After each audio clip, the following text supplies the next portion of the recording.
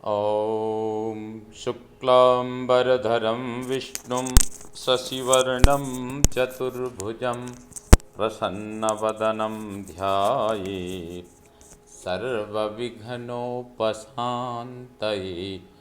लक्ष्मीनारायणं वन्दे तद्भक्तप्रवरो हि यः श्रीमदानन्दतीर्थाख्यो गुरुस्तं च नमाम्यहम्। वेदे रामायणे चैव पुराणे भारते तथा आदावन्ते च मध्ये च विष्णुः सर्वत्र गीयते। सर्वविघ्नप्रशमनं सर्वसिद्धिकरं परं सर्वशास्त्रप्रणेतारं वन्दे विजयदं हरिं। भवतां समेषां श्रीमद्वाल्मीकि रामायण पारायण उपक्रमे हार्दं स्वागतम् अभिनन्दनं च। इदानीं सुन्दरकाण्डस्य 31 सर्गः आरभ्यते। इस सर्ग में हनुमान जी का सीता को सुनाने के लिए श्री राम कथा का वर्णन करना। एवं बहुविधां चिंतां चिंतयित्वा महामतिः संस्रवे मधुरं वाक्यं वैदेह्या व्याजहरः। इस प्रकार बहुत सी बातें सोच विचार कर महामती हनुमान जी ने सीता को सुनाते हुए मधुर वाणी में इस प्रकार कहना आरंभ किया। राजा दशरथ नाम रथकुंजरवाजिनां पुण्यशीलो महाकीर्तिः इक्ष्वाकूनां महायशाः। इक्ष्वाकु वंश में राजा दशरथ नाम से प्रसिद्ध एक पुण्यात्मा राजा हो गए हैं। वे अत्यंत कीर्तिमान और महान यशस्वी थे। उनके यहाँ रथ, हाथी, घोड़े बहुत अधिक थे। राजर्षीणां गुणश्रेष्ठः तपसा चर्षिभिः समः चक्रवर्ती कुले जातः पुरंदर समो बले। उन श्रेष्ठ नरेश में राजर्षियों के समान गुण थे। तपस्या में भी वे ऋषियों की समानता करते थे। उनका जन्म चक्रवर्ती नरेशों के कुल में हुआ था। वे देवराज इंद्र के समान बलवान थे।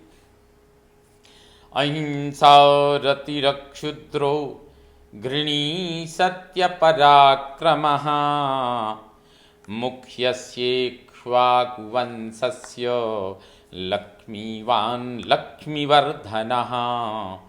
पार्थिवव्यंजनैर्युक्तः पृथुश्रीः पार्थिवर्षभः पृथिव्यां चतुरन्तायां विश्रुतः सुखदः सुखी। उनके मन में अहिंसा धर्म के प्रति बड़ा अनुराग था। उनमें क्षुद्रता का नाम भी नहीं था। वे दयालु, सत्य पराक्रमी और श्रेष्ठ इक्ष्वाकु वंश की शोभा बढ़ाने वाले थे। वे लक्ष्मीवान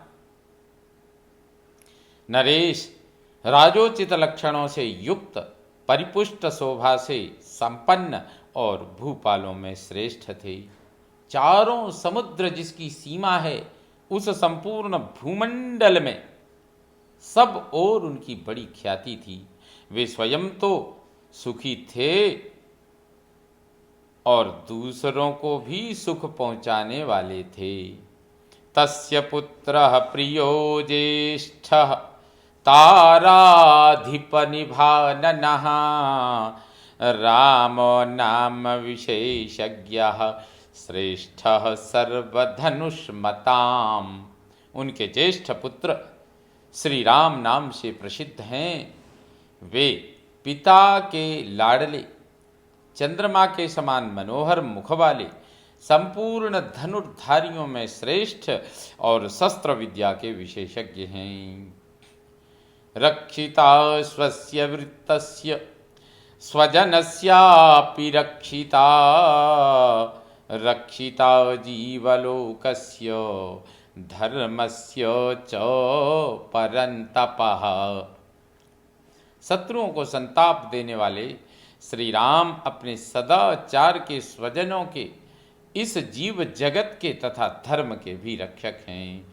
तस्य सत्याभिसंधस्य वृद्धस्य वचनात् पितुः, सभार्यः सह च भ्रात्रा वीरः प्रव्रजितो वनम। उनके बूढ़े पिता महाराज दशरथ बड़े सत्य प्रतिज्ञ थे।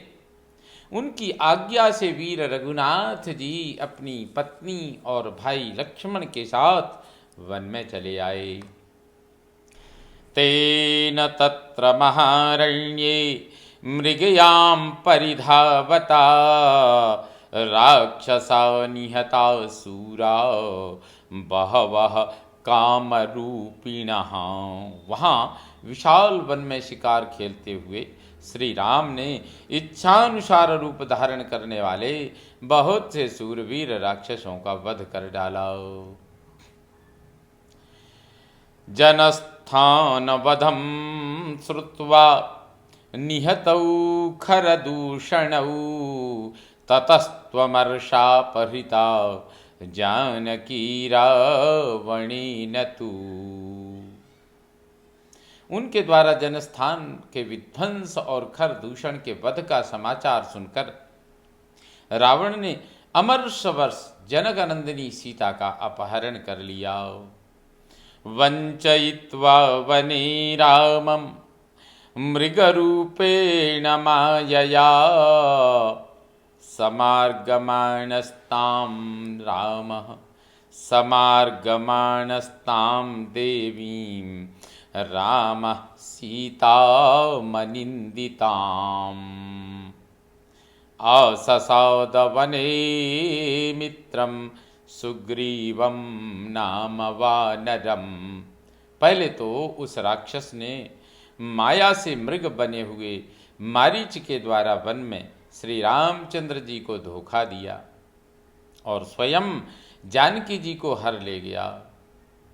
भगवान श्री राम परम साध्वी सीता देवी जी की खोज करते हुए मतंग वन में आकर सुग्रीव नामक वानर से मिले और उनके साथ उन्होंने मैत्री स्थापित कर ली। ततः सबालिनं हत्वा रामः परपुरंजयः, आयच्छत् कपिराज्यं तम् आयच्छत् कपिराज्यं तु सुग्रीवाय महात्मने। तदनंतर शत्रु नगरी पर विजय पाने वाले श्री राम ने वाली का वध करके वानरों का राज्य महात्मा सुग्रीव को दे दिया। सुग्रीवेणाभिसंदिष्टा हरयः कामरूपिणः, दिक्षु सर्वासु तां देवीं विचिन्वन्तः सहस्रशः। तत्पश्चात वानर राज सुग्रीव की आज्ञा से इच्छानुसार रूप धारण करने वाले हजारों वानर सीता देवी का पता लगाने के लिए संपूर्ण दिशाओं में निकले हैं। अहम संपाति वचनात् क्षतयोजनमायतम्, तस्या हेतोर्विशालाक्ष्याः समुद्रम वेगवान प्लुतः। उन्हीं में से एक मैं भी हूँ। मैं संपाति के कहने से विशाल लोचना विदेह नंदिनी की खोज के लिए 100 योजन विस्तृत समुद्र को वेगपूर्वक लांघकर यहाँ आया हूँ। यथा रूपां यथा वर्णां यथा लक्ष्मवतीं च ताम् अस्रौषं राघवस्याहं सेयमासादिता मया विररामैव मुक्त्वा स वाचं वानरपुंगवः।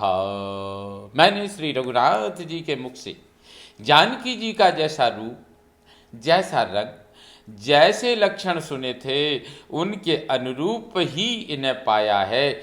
इतना ही कहकर वानर शिरोमणि हनुमान जी चुप हो गए। जानकी चापि तच्छ्रुत्वा विस्मयं परमं गता तस्य ततः सा वक्रकेशान्ता सुकेशिकेशसंवृतम् उन्नम्य वदनं भीरुः सिंसपामन्वैक्षत। उनकी बातें सुनकर जनक नंदिनी सीता को बड़ा विस्मय हुआ। उनके केश घुंघराले और बड़े ही सुंदर थे। भीरु सीता ने केशों से ढके हुए अपने मुंह को ऊपर उठाकर उस अशोक वृक्ष की ओर देखा।